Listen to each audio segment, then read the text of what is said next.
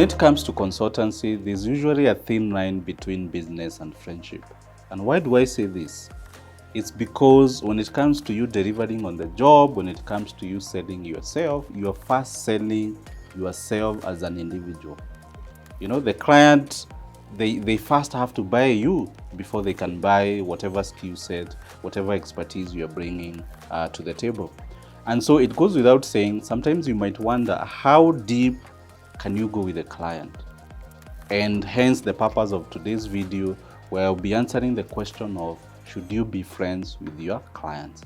If this is the first time you're visiting this channel, do subscribe, because I do share weekly videos, tips on how you can be a better consultant, how you can be able to start and even scale your consultancy business.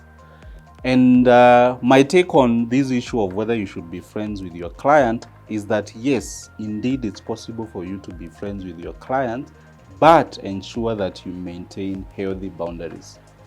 Because when it comes to relationship with the client, is also the same as the relationship we have with other people out there that we trust and that we care for. You know? And think about a colleague, someone you used to work for, someone who's a friend of yours, someone you trust. You know, how are we there for them? How do we set healthy boundaries? Is to make sure you look at what you discuss with them. You look at your comments. Your comments are sensitive, because if a friend of yours is going through a hard time, you don't go, either putting them down or, commenting in a way that you make them, doubt even your level of friendship. So when it comes to consultancy, I believe it's possible for you. If you're able to set healthy boundaries, it's possible for you to be indeed friends with your client. And there are two reasons why I would highly recommend that you deepen the relationship you have with your client. And number one is because friendship builds trust. In my experience, if a client is able to trust you, they'll be able to open up. And open up not in terms of their personal life, but in terms of their business. I've had situations where a client has told me, Paminas, I've lost this major client. And they told me way before I had even invoiced. And so when I invoiced them, then I understood where they were coming from. So unlike in the past, where they would pay us on a timely and prompt manner, I knew already that I had to manage my expectations.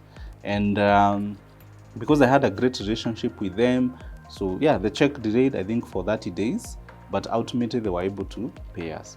So if I didn't have friendship and trust with this client, they would not have gone to the extent of sharing with me whatever is happening with their business. And I would have invoiced them, they don't pay, now I think they don't want to pay anymore, and maybe I even drop them as a client. But I didn't understand where they are coming from, and over time, I believe within 6 months they had recovered, and we still do business with them. So indeed, friendship, you can only be able to build trust when you come from, when you behave as a friend to a client. But remember also, let's make sure that the client doesn't misuse this. And the way to do this is, you can't go to the client telling them about your problems, or even sometimes telling also them about all your successes, and especially if the client is not doing well.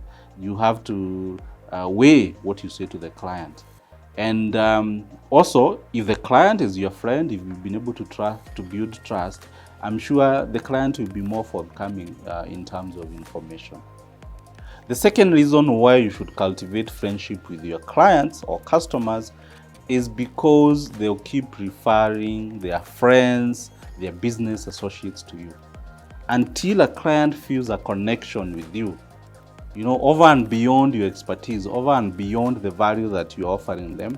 It's until you form a bond that the client can be able to trust you even more, so as to refer their friends and business associates to you. So you'll find the more you go to lunch with these clients, the more you support them in terms of business by giving them referrals. Sometimes even when you share gifts, that's the only time they'll remember, oh, there's Paminas, and Paminas does HR consultancy, and I'm going to recommend him to ABCD. But if you go and your approach is very transactional, you go, you do the task, you do what you had agreed on the contract, and you leave. without any further association, then you'll not be able to deepen the relationship. And trust me, you're not going to get referrals. And even sometimes you're not going to get testimonials. So I believe those are the two main reasons. However, you only be able to build trust and be able to keep the client and get referrals if you're able to set healthy boundaries. So it depends more on how you behave as a consultant. Yeah, because also you can go and behave in a way, that now it even destroys trust. For example, I've had instances of consultants who go and here you are, indulging in drinks or comments or making some political comments, and someone starts looking at you in a different way. But if you're able to maintain healthy boundaries, you are going to reap a lot of benefits from the friendship that you'll be able to cultivate with your customer. However, before I leave, there are two things I would want you to consider. Number one, whenever you interact with the client, make sure that communication and transparency is there. So even if someone becomes your friend and you're not available for this social event, just let them know in advance. If there are certain things you don't do, the same way we communicate with friends. If Sunday is your family day and there's no room to even engage in business activities, don't be afraid to be able to communicate this to your clients so that they know even if they have an event on Sunday, they shouldn't expect you. The other thing now is also don't misuse that friendship. So sometimes as consultants, you go, yes, you become tight with this client. Guess what? You start missing on deadlines.